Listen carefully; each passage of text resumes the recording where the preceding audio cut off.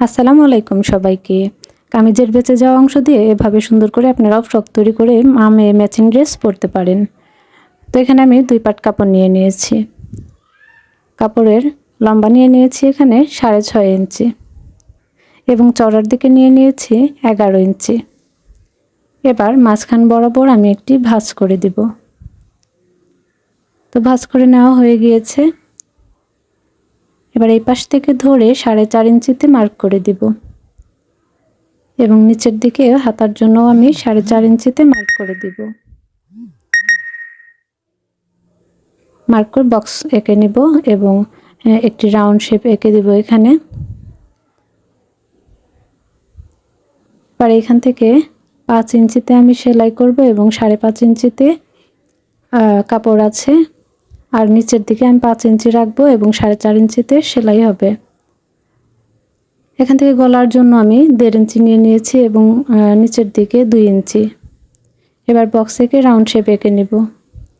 তো আমি round shape এঁকে নিয়েছি। এবার দাগ অনুযায়ী আমি কেটে নিচ্ছি। তো দাগ অনুযায়ী কেটে নিয়েছি এবং এদিকে 1/2 ইঞ্চি ডাউন দিয়ে আমি রাউন্ড শেপ এঁকে নিয়েছি। তো 2 অংশ তৈরি হয়ে গেছে। এবার এভাবে ধরে আমি এই পাশটা সেলাই করে দিব এবং এই পাশে আমি কাপড় লাগিয়ে নিব, যেহেতু এখানে আমি টিপ বুতাম বসাবো। তো একটি পার্ট এইভাবে এবং অপর পার্টটি সোজা দিকে এভাবে বসিয়ে সেলাই করে নেব। তো আমি সেলাই করে নিয়েছি এবং এটি সামনের দিকে ঘুরিয়ে সেলাই করে দিব এইভাবে, এবং অপরটি আমি পিছন দিকে ঘুরিয়ে সেলাই করে দিব এভাবে। তো আমার এটি হয়ে গিয়েছে এবং একটি অপরটির উপর বসিয়ে অর্ধেক পর্যন্ত সেলাই করে দিব এবং মাথার দিকে আমি টিপ বোতাম লাগিয়ে নিব এবং গলার চতুর্পাশে আমি পাইপিং করে দিব। পাইপিংয়ের জন্য এখানে আমি আড়াআড়িভাবে কাপড় কেটে নিয়েছি। এবার সেলাই করে দেব, রাউন্ড শেপ করে সেলাই করে নিয়েছি আমি এবং এখানেও সেলাইটি করে দিয়েছি। এবার ছোট ছোট করে কেটে নেব। তো ছোট ছোট করে কেটে নেওয়ার পর এভাবে মুড়িয়ে 2 ভাঁজ করে নিয়ে সোজা দিকে সেলাই করে দেব। তো দেখুন খুব সুন্দর একটি পাইপিং তৈরি হয়ে গিয়েছে গলার। এবার হাতার জন্য আমি এখানে 2 পাট কাপড় নিয়ে নিয়েছি। কাপড়ের লম্বা নিয়ে নিয়েছি 3 ইঞ্চি এবং চওড়ার দিকে 11 ইঞ্চি। এবার মাঝখানে ভাঁজ দিয়ে দিচ্ছি। এবার এখান থেকে ধরে 1.5 ইঞ্চিতে একটি মার্ক করে দিচ্ছি। এবার এখান থেকে আমি রাউন্ড শেপটি এঁকে নেব হাতার জন্য এবং নিচের দিকে আমি 4.5 ইঞ্চিতে মার্ক করে দিচ্ছি এবং দাগ অনুযায়ী কেটে নেব এখন আমি। তো দাগ অনুযায়ী কেটে নেওয়ার পর আমি হাতাটি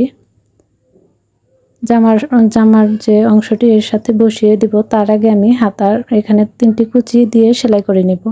সেলাই করে নেওয়ার পর এভাবে ধরে উল্টিয়ে হাতাটি আমি এভাবে সেলাই করে বসিয়ে নেব। তো আমি এভাবে সেলাই করে বসিয়ে নিয়েছি এবং নিচের দিকে আমি 2 ভাঁজে মুড়িয়ে সেলাই করে নিয়েছি। দেখুন কত সুন্দর একটি হাতা তৈরি হয়ে গিয়েছে। এবার নিচের পার্টের জন্য আমি কাপড় নিয়ে নেব। যেহেতু কামিজের বেঁচে যাওয়া অংশ সেজন্য কিন্তু আমি এখানেও জয়েন করে নিয়েছি। তো এটিও সুন্দর একটি ডিজাইন হয়ে গিয়েছে। লম্বা নিয়ে নিয়েছি 7 ইঞ্চি এবং চওড়ার দিকে আমি এখানে নিয়ে নিয়েছি 32 ইঞ্চি।